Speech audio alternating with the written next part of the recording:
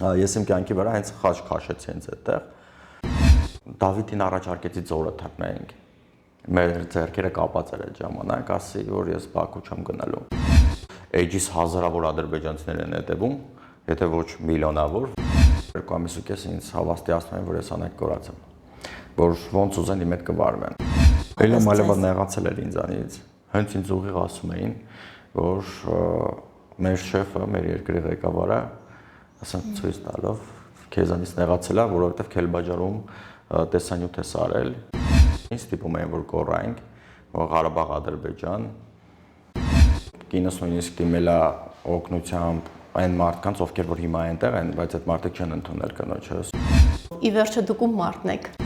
Բայց պարոն Սուջյան, շնորհակալ եմ ձեր խիտ գրաֆիկից մեզ ժամանակ տրամադրելու եւ այսչափ կարեւոր եւ էմոցիոնալ թեմայի շուրջ պատրաստակամություն հայտնելու մեր հարցերին պատասխանելու համար։ Պարոն Սուջյան, թերևս դուք այն գերեվարված տղաներից էիք, ով գիտեր ուր է գնում, որտեղ է օգնություն տանում գանք սկզբից, ինչպես եղավ, որ դուք գերեվարվեցիք։ Շնորհակալ եմ հարցի համար, շնորհակալ եմ հրավերքի համար, Լիլիանա ջան, շատ հաճելի է։ Ուրեմն նախ ուզում եմ, որ մի հստակեցում մտցնենք, գերեվարվում են զինվորները պատերազմի ժամանակ զենքով։ Ես զինվորական չեմ եղել, ինձ ուղղակի գողացել են, ես պատանդ եմ եղել, պատանդի կարգավիճակով, հանրությունը որ հստակ իմանա, պատանդը դա քաղաքացիական մարդիկ են, ովքեր որ անզեն են։ Հիմա ես ամբողջ պատերազմի ընթացքում, քանի որ ունեմ բարեգործական հասարակական կազմակերպություն 18 թվականից միշտ աջակցել եմ իմ պետությանը, մեր ժողովրդին, համարել եմ դա իմ պարտքը։ Ինչպես այսօր։ Ու պատերազմի ժամանակ ամբողջ 44 օրը 24 ժամյա ռեժիմով մենք աշխատել ենք մեր Արցախի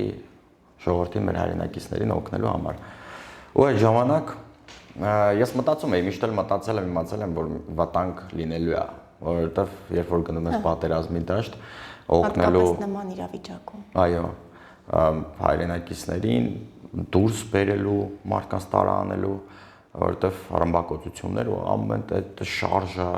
զինվորական պատերազմի դաշտում միշտ էլ վտանգներ շատ են եղել։ Ես վտանգները հաշվի առնելով ես արել եմ իմ գործը, արել եմ հայրենանվեր գործ ու հրադադարից հետո, պայմանագիրի ստորագրումից հետո ես մեկ օր սպասեցի, որպեսզի տեսնենք, հասկանանք ինչ տեղաշարժ է լինելու, հստակեցվեն այդ սահմանները, որպեսզի մինիմիզացվեն էլի այդ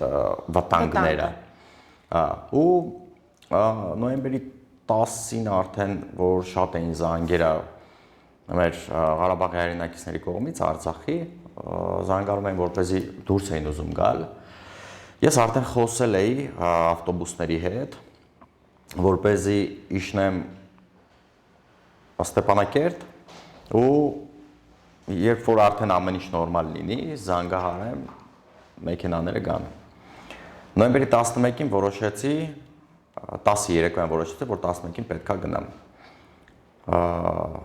11-ին Դավիթի հետ իմ օգնականն է, իմ ընկերը, ամբողջ ընթացքում իմ հետ ա եղել։ Չնայած որ ես միշտ բոլորին փորձել եմ հետ պահել այդ ճանապարհից, որովհետև վտանգավոր է եղել ու ինքը միջև վերջ ասաց քո հետ եմ, եկավ հետս։ Եկան Գորիս, Գորիսը, որ արդեն Գորիսը փորձում է սկսվում է Լաչինի միջանցքը։ Լաչինի միջանցքում ռուսական խաղապաներն էին տեղակայված։ Մեր մեքենան ստուգեցին, երևի 4 անգամ հարցրեցի, որպեսզի համոզվեմ արդյոք ադրբեջանական զինծառայողները ճանապարհին տեղակայված չեն, ինչ որ արգելանք կա, չկա, հստակ պատասխանեցին, որ իրենց վերահսկողության տակ է ճանապարհը գտնվում։ Ես նույնիսկ ստուգելու համար, նորից հավաստիանալու համար, որ ամեն ինչ կարգավորված է, հարցրեցի Շուշի, Ստեփանակերտ իջնող ճանապարհը, որ ճամփաբաժանն է, որովհետև իրանք որ Շուշին արդեն վերցրել էին, Իմ համար վտանգ կար, որ այդտեղից կարան իշխան այդ ճանապարհը փակեն։ Հարցրեցի այդ ճանապարհի հետ կապված, հավաստիացրեցին, որ ամեն ինչ կարգին է, իրենց վերահսկողության տակ է։ Եվ որ անվտանգ կարող եք անցնել։ Այո։ Իրենցից հետո 1 կիլոմետր մոտարապես անցնելուց հետո տեսա մեծ ճիպոտի վրա իրենց դրոշ, ադրբեջանական դրոշներ։ Կանգնա մոտ 20 մետր հեռավորություն էր դրոշի եւ իմ միջը, որովհետեւ Պերևալ էր, այդ Պերևալը շրջադարձը կատարելուց չէի տեսել։ Եթե շրջադարձ չանեի, այսինքն ոնց որ ծախր ճանապարհը տանում, չէի տենալու այդ դրոշը։ Ու երբ որ արդեն շրջվեցի, ծախ տեսա կանգնա միանգամից ու տեսա հենց միանգամից այդ դրոշի մոտ դե մի կողմը Լաչինի Վիճանսկ, մի կողմը Ձորա, մի կողմը Սարա։ Այդ Սարի տակ արդեն Opel Zafira էր հայկական համարներով կանգնած։ Հայկական համարները ինձ մտածելու տեղիք տվեցին, որ երևի մեր հայերից է, հայրենակիցներից են, փչացել է մեքենան եւ այլն, կանգնել են։ Ասեցի մի քիչ էլ մոտիկանամ, բայց տարածություն թողնեմ շրջադարձ կատարելու համար էլի, ինչ ասես կարա լինի այդ դրոշը ինձ ոնց որ մոտս առաջացրեց, հա, ահազանգ էր, որ մի բան այն չի։ Բայց մտածեցի միգուցե այս դրոշը եղել է նախորդ օրը, որ ռուս խաղաղապահներն եկել են, արդեն իրենք հետ են գնացել, դրոշը մնացել է։ Բայց որոշեցի իջնել մի քիչ։ Մի 5 մետր մոտարապես արդեն մնում էր իմ Opel Zafira-ի միջանկյալ տարածքը 4 ավտոմատներով ադրբեջանի զինծառայողներ դուրս եկան մեքենայից։ Հայկական պետհամարիչներով մեքենայից։ Հա, դուրս եկան ու թմբից մոտ մի 60 հոգի իջան մեր մեքենայի հետևը, փակեցին։ Ու ձորից եւս մոտարպես 1 վաշտ, մի 70 հոգի, 60-70 զինծառայող ադրբեջանի շրջապատեցին մեր մեքենան, բայց ես չիջա մեքենայից, ապակին իջցրեցի մեքենայի, ցույց տվեցի վկայականը կազմակերպության բեյջը, ասես որ կազմակերպությունն է, եթե թույլ չեն տալուս անցնելու, մենք շրջադարձ կատարենք, հետ գնանք։ Որովհետև ռուս խաղաղապահները ասել են, որ չպետք է այստեղ լինեն։ Ասացին, չէ, դուրս արի մեքենայից, կապնվեցին, խոսացին, ինչ-որ բան, դուրս հանեցին մեքենայից ու այդպես ավարտվեց մեր այսպես ասած ազատ կյանքը այդ օրվանից մինչ 2026 թվականի հունվարի 14-ը։ Պատանդարված էիք 5 տարի, 2 ամիս, 3 օր եւ այդ ընթացքում ինչերի միջով եք անցել։ Բնականաբար ամենադժոխային պայմաններից սկսած է անցել եք եւ գուցե մեզ համար, շարքային քաղաքացիներից համար անհնար է պատկերացնել այն ինչի միջով անցել եք, բայց կուզենամ, որպեսզի ձեր կերպարը ավելի այսպես ընկալելի դարձնելու համար ուզում եմ խոսենք նաեւ այդ տարիների ընթացքում ձեր անցած ճանապարհի մասին եւ թե ինչպես կարողացաք հաղթահարել այդ դժոխային ճանապարհը։ Շատ կարևոր բան ինձ օգնեց։ Նախ ասեմ, որ երբ ինձ պատանդար առեցին, վերցրեցին անօրինաբար, իմ մեջ մի զգացմունք առաջացավ, որ այս ամբողջ պատերազմի ընթացքում հազարավոր տղաներ են զոհվել, հազարավոր կյանքեր կործանվել, անհայտ կորածներ, զոհվածներ, վիրավորներ, ինչով է մեզ իրանցից առավել։ Ես էլ մեկն եմ եղել, ով որ հայրենիքի համար կյանքը տվեց։ Ու մտածի, որ ես իմ կյանքը այս սրանով վերջացավ, ավարտվեց։ Ես իմ կյանքի վրա հենց խաչ քաշեցի հենց այդտեղ։ Ուզում էի Դավիթին առաջարկեցի ձորը թռնենք։ Մեր ձեռքերը կապած էր այդ ժամանակ, ասի, որ ես Բաքու չեմ գնալու, որովհետև Իլհամ Ալիևի կերպարը ճանաչելով, լավ ուսումնասիրել եմ այդ ամբողջ ընթացքում, ով ինչ է Իրանից ներկայացնում։ Իր կերպարը ես բացահայտ ուզում եմ ասեմ, որ ամբողջ հայազնը լիմանա, ադրբեջանցիներն լիմանան, քանի որ էջից հազարավոր ադրբեջանցիներ են հետևում, եթե ոչ միլիոնավոր, որովհետև հենց մի հատ գրառում է կատարվում ընդդեմ իրենց անօրինությունների,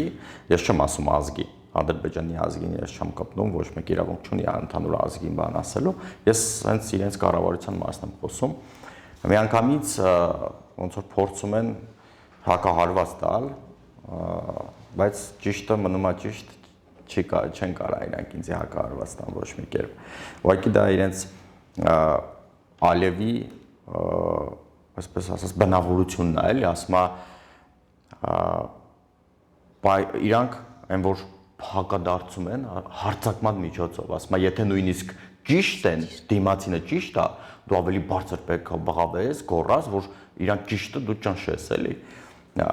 Ես իրենց բնավորությունը շատ լավ, որ անցալել եմ, գիտեմ ինչ են մտածում, ինչ են անում։ Ալիևի կերպար իմ համար ինքը նացիստ է, ահա որ նացիստ, ինքը ատում է հայ ազգին։ Ես դա հստակ կարող եմ նշել, որովհետև ամբողջ ընթացքում ինչ ես գտնվել եմ այդտեղ, ես մի անգամ չլսեցի իրենց հեռուստաընկերություններից, չգիտեմ, բլոգերներից, հենց իրենից, Ալիևից, իր կառավարության անդամներից, որ ասեն, որ ինչ եղել է, կարանք մոռանանք, հաշտության են գնում վերջապես, ոչ, ամեն օր մեզ ահաբեկիչներ էին կոչում մեր ազգին, մեր ազգը նացիստ է, իսլամաֆոբ է, իրենք կապում են, ասենք իրենց հետ, սենց եմ բնորոշում ես, եթե իրանք մահմեդականներ են, իսլամ են ընդունում, կրոնը իրանց իսլամն է, պետական չէ, բայց իրանք պետական կրոն չունեն, ասեմ պետական կրոն չունեն իրանք, ես իրենց գրքում եմ էդի կարդացել, ուրեմն 100 հարցեր եւ պատասխաններ, այդպես է կոչվում գիրքը, եթե մարդիկ կլինեն, որ կասեն որտեղից գիտես, ասեմ 100 ответов и 100 вопросов, հենց ռուսերեն գիրք է, որ գրված է, որ պետական որպես կրոն չունի Ադրբեջանը։ Հա, ամենայն դեպս իրանք համարում են պետական Ադրբեջանը որպես մահմեդական իսլամական պետություն, ուրեմն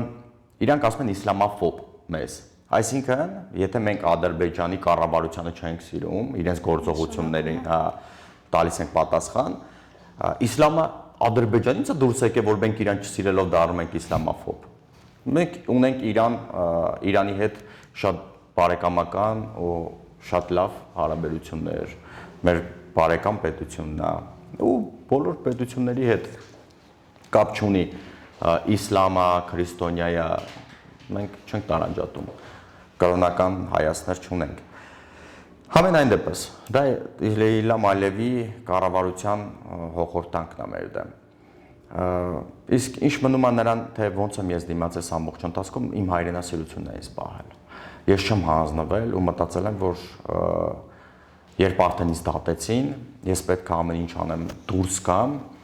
դիմակայեմ ու արտարությունը պետք է վերականգնվի։ Պարոն Սուջան, ինչպիսին էին պահման պայմանները մինչ արդեն դատավճիռ կայացնելը եւ դատավճիռից առաջ, քանի որ շատ տղաներ, գերեվարված տղաներ նշում են, որ ի սկզբանե շատ դաժան պայմաններ են նրանց տրվել, սակայն հետագայում արդեն որոշակի այսպես պայմանները բարելավել են ճակերտավոր։ Դուք ինչ պայմաններում եք։ Սկզբից շատ վատ է եղել, այնքան վատ է եղել, որ 2 ամիս ու կես ինձ հավաստիացնում են, որ ես անեք կորացեմ, որ ոնց ուզեն իմ հետ կվարվեն, դա հոգեբանորեն մարդուն կոտրելու ամենածայրահեղ, ամենավերջի բանն է, ու նաև եվրոպական օրենքների մարդու իրավունքների պաշտպանության Ժնևյան կոնվենցիայի համաձայն ասում է, որ մարդուն չպետք է պահել մենախցում պահելը դա ավելի դաժան է, քան ֆիզիկական բռնության ենթարկելը։ 1 օր նույնիսկ պահելը ավելի դաժան է։ Ես 6 ամիս եղել եմ մենախցում, իմ իրավունքները ամբողջությամբ ոտնահարվել են, ես իրենց դա զգուշացրել եմ, փաստաբանների պահանջում չէին բերում, նույնիսկ ասել են, որ թույլ տան զանգահարեմ տուն տնից, ասեմ, որ փաստաբան ուղարկեն Եվրոպայի, չգիտեմ, Ռուսաստանից, նույնիսկ իրենց փաստաբանին, նշանակած փաստաբանն են պահանջել, չեն կանչել, Կարմիր խաչին թույլ են տվել իմ մոտ իմ բռնվելուց 3 ամիս հետո։ Իսկ ինչով էր պայմանավորված հատուկ ձեր հանդեպ նման վերաբերմունքը։ Իլհամ Ալիևը նեղացել էր ինձանից, հենց ինձ ուղիղ ասում էին, որ մեր շեֆը, մեր երկրի ղեկավարը, ասենք ցույց տալով քեզանից նեղացել է, որովհետև Քելբաջարում տեսանյութ է սարել ու իրեն դա դուր չի եկել։ Հենց դրանով պայմանավորված քեզ պետքա դատենք։ ասում եմ իսկ հենց դրա հիման վրա եք ինձ դատում, ասում եմ չկգտնենք ինչի համար դատենք։ Այդպես բռնի ապօրինի շինծու դատավարություն ա եղել, որ այսքան տարի ինձի պահել է զուտ նրա համար, որ Իլհամ Ալիևը ինձանից նեղացել է։ Մի մարդ, ով կոչվում է Ադրբեջանի նախագահ։ Իսկ Ադրբեջանի էլիտայից գալիս էին ղեկավարությունից բնականաբար արդեն հասկանալի է, որ Ալիևը ոչ, այլ ղեկավար կազմից գալիս էին գեյների հետ հանդիպելու ինչ։ Այո, գալիս էին որպեսզի լսեին ոնց են կոռում Փարք Իլհամ Ալիևին Փարք Ադրբեջանի, ստիպում էին որ կոռայինք, որ Ղարաբաղ Ադրբեջան, շատ էին գալիս։ Այսինքն 2 ամիսը մեկ գալիս էին, նախարարությունից էին գալիս, ազգային անվտանգությունից էին գալիս, բայց այդ ամեն ինչը թատերական էր։ Գալիս էին նկարում էին իբր սա ամեն ինչ նորմալ է մեր մոտ, բայց հոգեբանական շատ վատ վիճակում ենք մենք եղել բոլորս էլ, որովհետև մեզ միշտ ասում են, որ Հայաստանը ոչինչ է, ոնց ուզենք, ինչ ուզենք կանենք, մինչև ձեր ղեկավարությունը չհամաձայնի մեր պայմանների հետ ձեզ չենք ազատ արձակելու եւ այլն։ Մեզ փորձում էին, մեզ վաճառում էին մեր պետությանը։ Ու դա հոգեբանական շատ ծանր ազդեցություն է թողնում մարդու վրա։ Իսկ հիմա 2020 թվականից 2 հոգի մենք դեռ ունենք Ադրբեջանի բանտում, Լյուդվիգ Մկրտչյանը եւ Ալյոշա Խոսրովյանը 2020 թվականից ովքեր գերեվարված են, այսինքն պատերազմի ժամանակ զենքով այդ մարդկանց բռնել ու դատել են անօրինաբար։ Գերուն իրավունք չունեն դատելու։ Գերուն պետքա պատերազմից հետո կամ ընթացքում փոխեն։ Իսկ Իլհամ Ալիևի ռեժիմը գտել է որ պետքա դատի այդ մարդկանց, որովհետեւ իրենք տարիքով են ու իբր մասնակցել են առաջի պատերազմին։ Իսկ այնտեղ եթե ահազանգում էին առողջական խնդիրների մասին տղաները, ժամանակին այդ բժշկական օգնություն, ինչ բուժօգնություն, այնտեղ բուժօգնություն չկա։ Եթե բուժօգնություն լիներ, Վագիվ Խաչատրյանը այդքան ծայրահեղ ծանր վիճակում չէր լինի այնտեղ։ Նաև տղաները ահազանգում են, որ սովորական հիգիենայի պայմաններից էին զրկված։ Տղաներ կային, որ 2 ամիս Իսկ Կարմիր խաչը որ եկավ, Կարմիր խաչը բերում էր մեզ հիգիենայի պարագաներ, հա։ Պարոն Սուջան, ձեր մասին բացասական առումով շատ լեգենդներ էին պտտվում, երբ դուք այնտեղ էիք, որ ձեզ չգիտեմ, դուք ինքնասպան եք եղել, որ դուք այլևս չկաք եւ նմանատիպ այլ շատ այսպես ֆիլմի ժանրերից սցենարներ էին ձեր մասին լսվում իրականում։ Ինչ ասեք, ես չեմ լսել իմ մասին, ինչ եկել եմ, ու շատ բաներ եմ լսել եմ, որ կինս նույնիսկ դիմել է օգնությամբ այն մարդկանց, ովքեր որ հիմա այնտեղ են, բայց այդ մարդիկ չեն ընդունել կնոջս, չեն խոսել, առհասարակ հրաժարվել են նույնիսկ խառնվել գերիների պատանդների հարցերին, բայց ես ուզում եմ ասեմ, որ ինձ դա չի հուզում ով ինչ է արել, ով ինչ է խոսել, ես ունեմ հայազգ, ում շատ եմ սիրում, ես սիրում եմ իմ ժողովրդին, բոլորը հայեր են իմ համար, ինձ նույնիսկ եթե չսիրեն իմ հայերն են, կարան չսիրեն, եթե իրավունք ունեն դրա պատճառներն ունեն, թող չսիրեն, ոչինչ։ Ես շատ ու շատ մարդկանց եմ հանդիպում փողոցում քայլելիս, իրոք եմ ասում իմ համար, որ հենց հիմա հիշում եմ ու հուզվում եմ, մարդիկ երբ ինձ տեսնում են դրսում, շատ դեպքեր են եղել, փաթաթվում, գրկախառնում ու լացում են։ Այդ իմ համար մեծ պատիվ է։ Ես մտածում եմ միթե այսքան ինչ որ բան եմ արել կարևոր, որ մարդիկ գնահատում են, էլի, գնահատել են իմ գործը, գնահատել են իմ նվիրվածությունը իմ պետությանը։ Ու դա ինձ ավելի շատ է պարտադրում, պարտավորված եմ զգում ավելի շատ բան անելու իմ երկրի ժողովրդից համար, որովհետև այն ժողովուրդը, որ հիմա ինձ հարգում սիրում, իրանք շատ մեծ են, շատ են։ Ու շատ քչերն են, որ ինչ-որ բան են ասում, ձեր շեշտած լեգենդները, որ պտտվում է, դա չարախոսներն են, ովքեր որ փորձում են կեղտոտ ջուրում։ Ովքեր ինձ ընտանիքի համար անգամի կարևոր բան արած չկան, բայց խոսում են այն մարդկանց մասին, ովքեր անցել են դժոխքի միջով հանուն ըստ էության պետության, հանուն մեր Արցախի հայրենակիցների։ Պարոն Սուջան, եւ անդրադառնալով այդ լեգենդներին,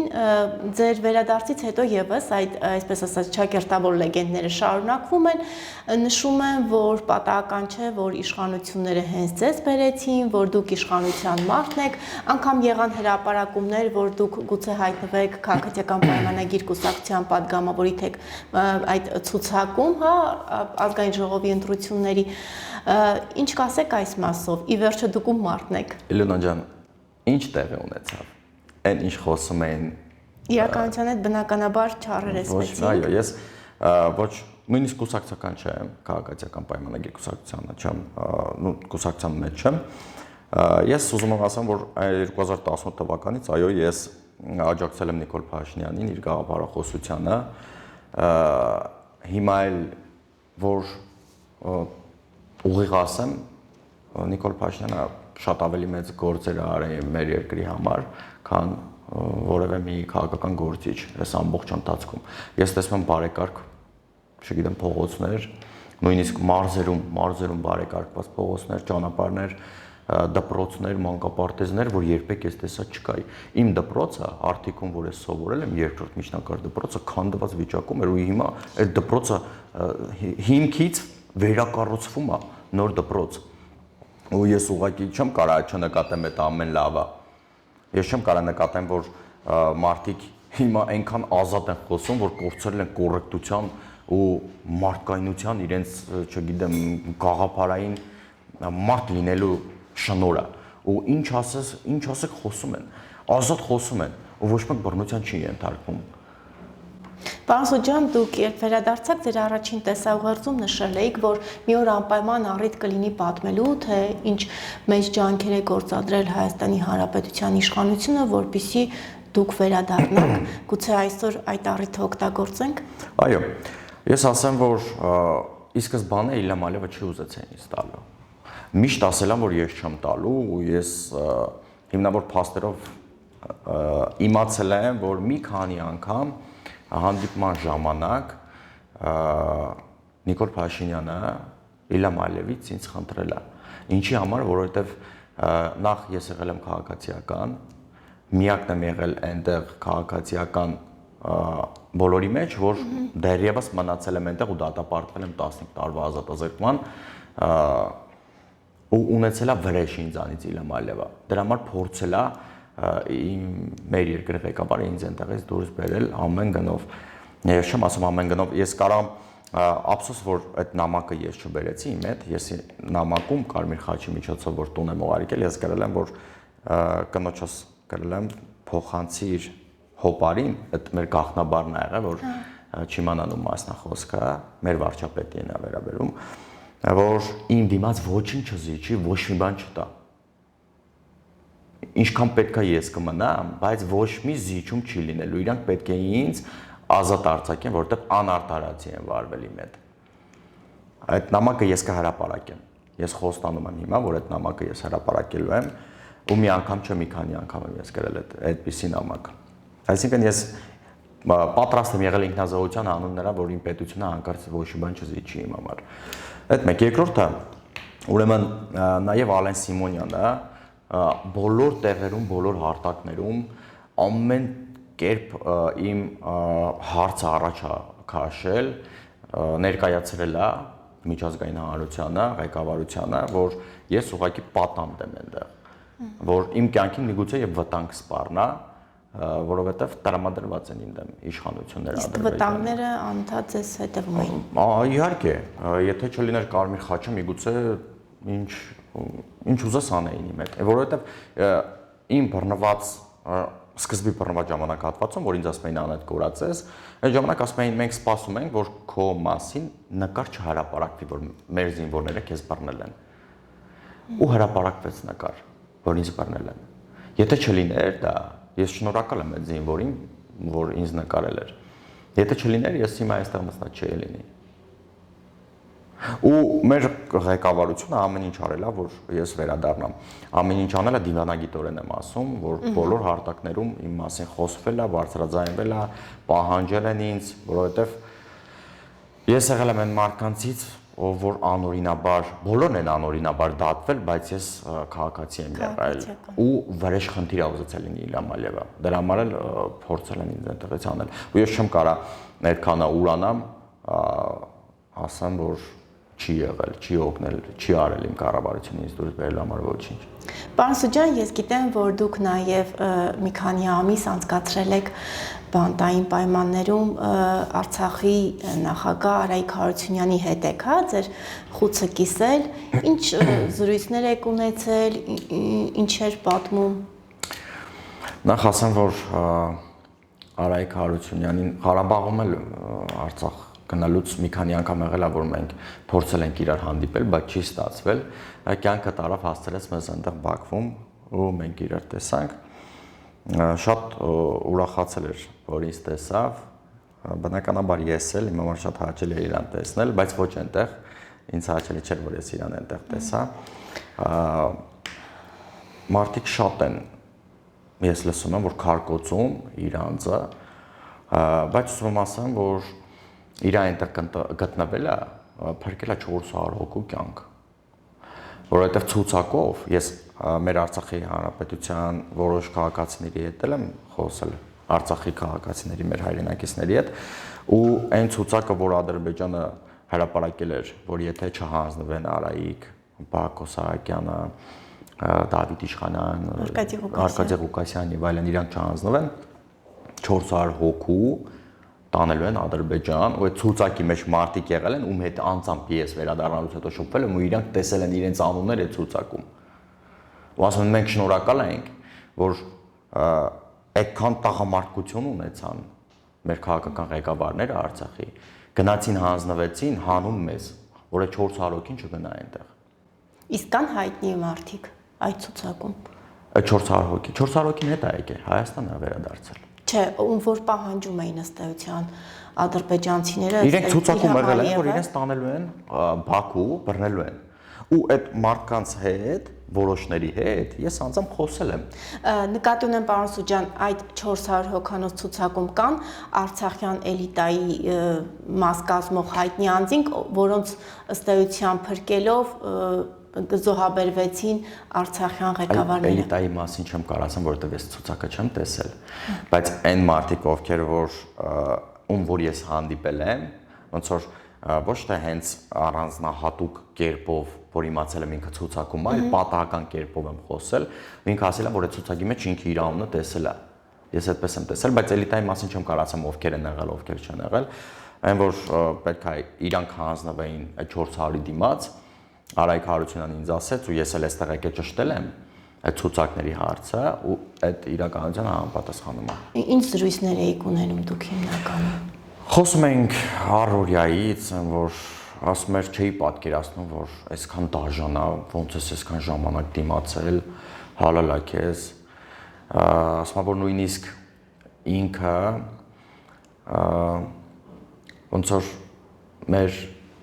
Նիկոլ Փաշինյանը ասել է, որ իմ մասով հարցում անեմ, որ ինձ հետ բերեն, ասացին, որ ում ուզում եք գտանք բացի Գևորգ Սուջանից։ Ասում եմ, ես մտածում էի, որ անկարծ քո հետ մի վատ բան չլիներ էլի։ Դեկտեմբերի 13-ին, որ մեր 32 գերիները հետ վերադարձան,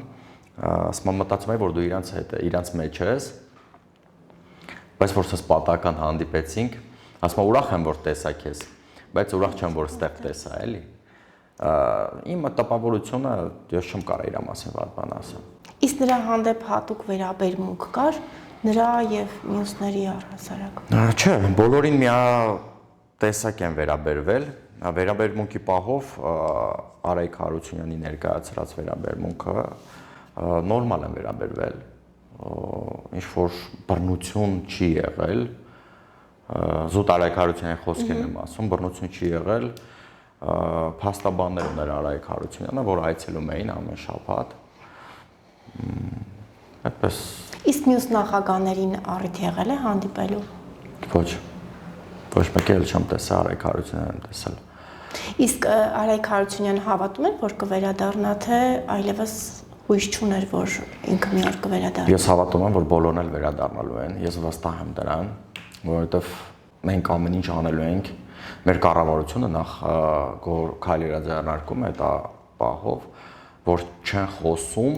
միգուցե ես չեմ կարող ասեմ ինչի համար չեն խոսում, չեն շահարկում շատ այդ հարցը, բայց շահարկողներն էլ, ովքեր որ շահարկել են,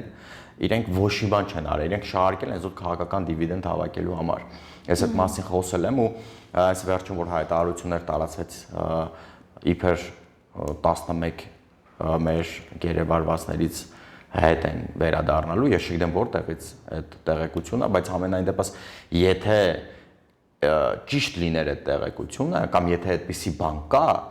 չպետք է շահարկեին ու ասեին Իլհամ Ալիևը նվեր անում Նիկոլ Փաշինյանի համար այդ 11-ին։ Իրոք այդ տղերքի վերադարձը ուզում էին իրենք կլռեին, ինչով այդ տղերքը հետ կգային, հետո նոր իրենց քաղաքական այդ թողբոյի բաները կանեին։ Ես մտածում եմ, որ իրենք անլուրջ են վերաբերում իրենց բոլոր հայտարարություններին գերիների պահով։ Վտանգում նաև նրանց։ Վտանգում են իհարկե։ Իսկ ինչ մնում է իմ բոլոր գործողություններին ու հայտարարություններին գերիների հետ կապված մեր,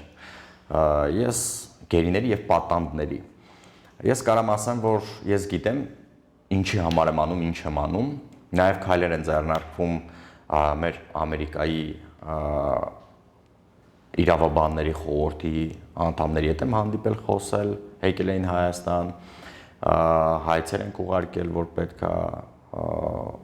չեմ ուզում շատ մանրամասն ճակերտներ բացեմ, հանդեմ Ադրբեջանի, նաև Եվրոդատարանում իմ հարցը քննարկվում ու ուզում եմ ասեմ մարդիկ եղել են, որ դուք էլ նկատած կլինեք, որ գրում էին կոմենտարյանների տակ փակեջերից, ֆեյքեջերից վերբով կա եղած, չգիտեմ, եւ այլն։ Ուզում եմ ասեմ, որ եթե ես վերբով կա եմ եղած ինչ որ մեկը գիտի ու չի հայտնում ազգային անվտանգության ծառայություն, ուրեմն իմ հետ ինքը նույնպես վերբով կա եղած ու կիսում է իմ, այսինքն նույն հանցանքը կիսում է իմ հետ։ Հետ մեկ երկրորդն էլ վերբով կա եղած Գևորգ Սուջանը այսօր բոլոր հարթակներում աշխարհում ինչքան տեղ կա Ադրբեջանին դատի է տալիս, որպեսզի Ադրբեջանի քաղաքական ղեկավարությունը պատասխանատու լինի իրենց կատարած հանցագործությունների համար։ Եվ ավելին դուք այն եզակիստեության պատանդարվածներից եք, ով վերադարձել է եւ պայքարում է, այսօր շատերը ձեր տեղը եթե լինեին, գուցե այդ մասին այլևս չխոսեին, բայց դուք պայքարում եք, որպեսզի նաև մեր մյուս հայրենակիցները վերադառնան հայրենիք, ինչը շատ ողջունելի է եւ միայն գովասանքի արժանի։ Պարոն Սուջան, նաև կուզենամ կարճ անդրադառնանք ձեր վերադարձի հետ կապված։ Ինչպես իմացաք, որ արդեն ձեզ վերադարձնում են հայրենիք, այդ օրվա մասին մի փոքր անդրադարձանենք։ Այդ օրը առավոտ 5-ն էր։ Մենք Դավիթ այդ գիշերը 3-ին պարկեցինք քնելու։ Ու առավոտ 5-ին ոնց որ զգացողություն ունենայի, որ մի բան լինելու է, ներքին զգացողություն։ Ոնց որ բռնվելուց ինձ որ բռնեցին այդ ժամանակ ունեի այդ զգացողությունը, որ մի բան կատարվելու է, վատ բան է կատարվելու։ Ուրեմն այդ ազատ արձակման օրն էլ այդ զգացողությունը եղավ, որ ոնց որ ազատ են ինձ արձակելու։ Ու ասեմ, որ ես 3 անգամ այնտեղ երազ եմ տեսել Մաթեոսը, ես չէի ճանաչում Մաթեոսը։ Ուղղակի այդ ով որ երազներից գալիս էր ինքը ասաց որ Մաթեոս է իր անունը մի քանի անգամ 3 անգամ ինձ բաներ ասել ավելի ճիշտ 2 անգամ ու ասաց կհելնես կտեսնես որ դա լինելու է որ ես իրական եմ ու եղավ 2 անգամ նույնիսկ մեր 62-ը որ գերեվարվել էին իրենց հետ ես 8-ի հետ նստել էի մի խցում իրենց պատմեցի իրենք զարմացել էին ապշել էին թե ոնց ասածս մի քանի օր հետո եղավ Ուրեմն Մաթեոսը ինձ մի 2 անգամ ասաց ինչա լինելու ու եղավ, այս երրորդ անգամ էլ ասաց որ շուտով ասաց ես դուրը բացել եմ շուտով տուն ես գնալու։ Շնորհակալություն։ Ու հետո մի բան էլ ասել, տեսնեմ դա լինելու է, թե չէ մի քանի տարի կա դրան հասնելու համար։ Հետո կասեմ որ լինի։ Ուրեմն զգացողություն առաջացավ մոտս որ դուրս եմ գալու ես այդտեղից։ Առավոտ ժամը 5-ին դուրը բացեցին հունվարի 14-ին ասացին հավաքեք վեշերը դուրս եկեք։ Դե քանի որ ինձ 5 տարի էր տրված խիստ ռեժիմ, մտածեցի միգուցե տանում են ընդհանուր ռեժիմ, ասում եմ, եթե գնում ենք ուրիշ բերդ, ասեք, որ ամբողջ ինչ ունենք, մեր իրերը վերցնենք, էլի։ Հա, եթե տուն ենք գնում, ուրեմն ոչ ոք պետք չի, մենակ մեր շոուերը կփոխվենք ու չէ, ամեն ինչ վերցրեք, ամեն ինչ վերցրեք։ Հա, վերցրեցինք։ Եկանք, բերեցին շտաբ։ Շտաբում ազգային անվտանգության ծառայությունից մեկը կար, որ ինձ 15 օր առաջ, 20 օր առաջ եկի ասել էր, որ տուն ես գնալու, որովհետև ես այնտեղ վերջի 3-4 ամիսը ահա որ ոնց ասած ժողովրդավար ասած կատաստրոֆա է սարքում, անօրինաբար դատել եք, դուք ապօրինի հանցագործ մարդիկ եք եւ այլն, բոլորին ով գալիս էր, ոչ մեկի էլ չէի թողում մտնեն խուց, տուն զանգելուց էլ հրաժարվեցի եւ այլն։ Ուրեմն եկավ ասես, որ տուն ես գնալու, չնայած չէի հավատում համենայն դեպս, եկավ ասեց, հիշում ես, որ ասեցի տուն ես գնալու, տուն ես հետում, հենց հիմա ասի չեմ հավատում, հեսա կտեսնես, ասես, մի 2 ժամից կտեսնես, որ տան ճանապարհին ես, գնալու եք Լաչին, այնտեղ են փոխելու։ Ուրեմն Դավիթին ասում եմ հավատում ես, ասում եմ հա։ Բայց վեշերը ասում եմ ինչի համար ենք վերցնում, էլի, ասում են նախորդները որ տուն են գնացել, ոչի բան չեն տարեհետները, ասում եմ բողոքել են, որ իրենք վեշեր ունեն այնտեղ թողած, որ թույլ չենք տվել, հիմա դուք տարեք, որ այդտեղ չասեն էլ։ Բայց ասեմ, ուզում եմ շեշտեմ, որ վերջի 2 տարին, որ մենք նստել ենք, լավ էր վերաբերմունքը ու լավ մարդիկ կային, որ մարդիկ կային բացում էին ուղղակի դրա վրա բան կար, լուք կար, բացում էին, ասում էին պատուհաններ էլի փոքր, ասում էին լավա լինելու տուն եք գնալու մի նեղվեք եւ այլն։ Ադրբեջանցիներ։ Հա, հենց ասում էին, գիտենք, որ բան չունեք արած, էլի։ Մեկը հաշտությունա լինելու, ինչ էլ լինի տուն եք գնալու, էլի, մի մտածեք, մի նեղվեք, էս էլ է կյանք, լավ մարդիկ կային, չեմ կարող ասեմ վատ։ Ու հիմա կներեք հավելեմ մի բան, Ադրբեջանի դեմ իմ բոլոր ծավալած գործողությունները իրավական առումով լինելու է պայքարս այնքան ժամանակ, քանի դեռ մեր մինչև վերջի մարտը գերին այնտեղից չի եկել։ Երբ Իլհամ Ալիևը որոշեց, որ իրոք հաշտության է ուզում գնա ու մեր տղաներին ազատ թողեց, ես խոստանում եմ, որ իմ բոլոր գործողությունները, որը ես հիմա ձեռնարկում եմ, հետ եմ վերցնելու։ Հանուն մեր տղաների։ Ու հանուն այն գործի, որ իրոք, եթե պետքա լինի հաշտություն, լինի դա իրոք երկկողմանի հաշտություն։ Քանի դեռ տղաները այնտեղ են, ես համարում եմ, որ ես այնտեղ եմ ու ես պայքարում եմ։ Այսինքն պատերազմի մեջ են այդ տղաները հիմա, պատերազմի հետևանքով ընկել են ու մինչև այսօր պատերազմի մեջ են իրանք։ Այո։ Եթե հաշտության են գնալու, ուրեմն թող իրապես գնան, ապացուցեմ, որ վրեժ չեն լուծում մեզանից, որպեսզի մենք այլ կերպ նայենք։ Ես Ադրբեջանի ժողովրդի հետ ընդհանրապես կապ չունեմ, ինչա, ոնց է։ Ես կապ ունեմ ուղիղ կառավարության հետ, քաղաքական ղեկավարության հետ։ Իմ խնդիրը իրանց հետ է։ Սկզբից այն ժամանակ էլ եմ ասում, հիմա էլ եմ ասում։ Իսկ Ալիևին այնտեղ սիրում են։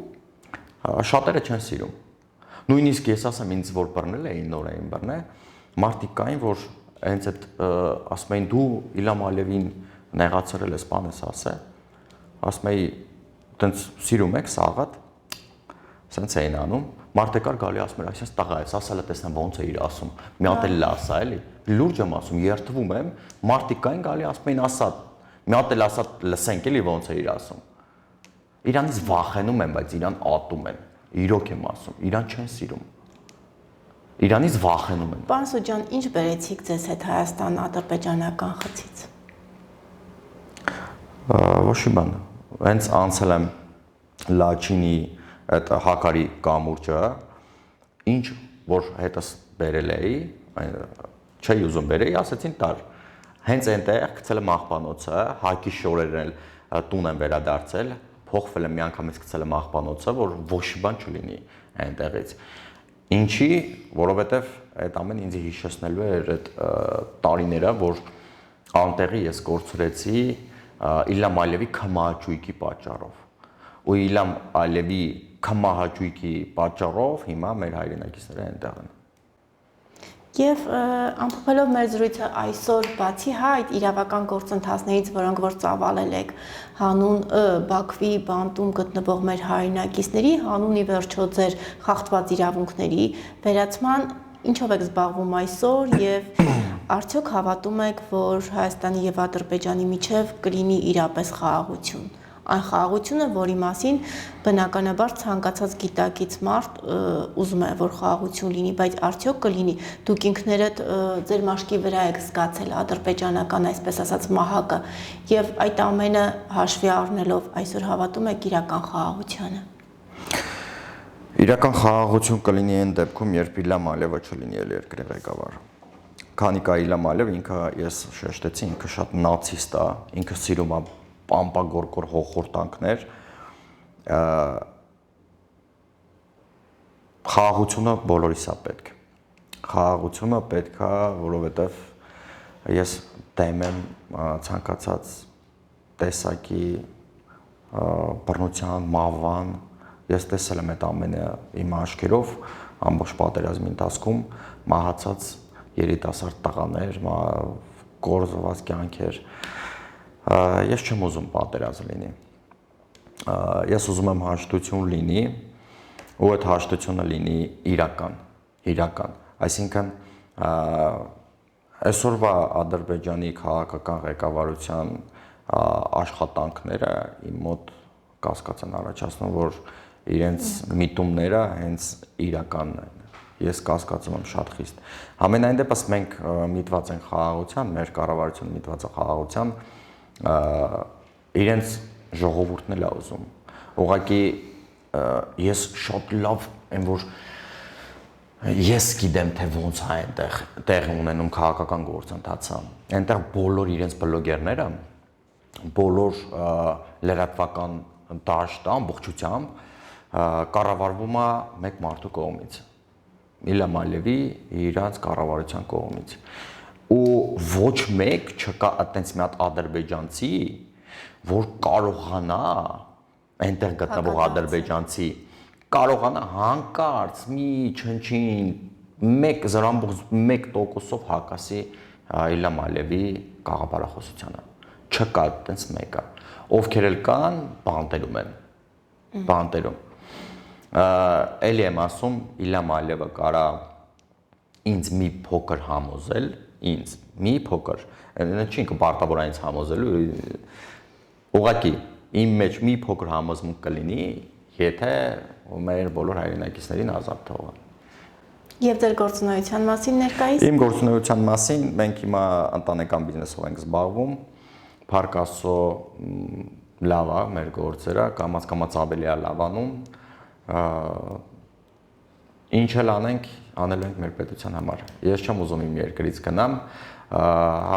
իդեպ մեր գործը այնքան մենք լավ ենք կատարում, որ դրսից շատ մեծ պահանջարկ ունենք ու հիմա փորձում եմ իրացնել նաև Եվրոպա, այո, Ամերիկա, շատ պահանջարկ կա, Ռուսաստան, այնպես որ կապրենք կտեսնենք։ Ինձ թվում է, որ քանի դեռ մարդ ապրում է, ինքը պայքարում է, ու քանի դեռ պայքարում է, ինքը պետք է միայն առաջընթացի մասին մտածի։ Շնորհակալ եմ, պարոն Սուջան, շնորհակալ եմ այսքան բաց, անկեղծ զրույցի համար, իսկ ձեր գործերին մաղթում եմ հաջողություն, իսկ ձեր հայրենանվեր իրավական գործընթացներին միանշանակ հաջողություն եւ պատրաստակամություն հայտնում, եթե այդ ճանապարհին լրատվության հետ կապված որևէ խնդիր առաջանա, մշտապես ձեր կողքին եմ։ Շնորհակալ եմ։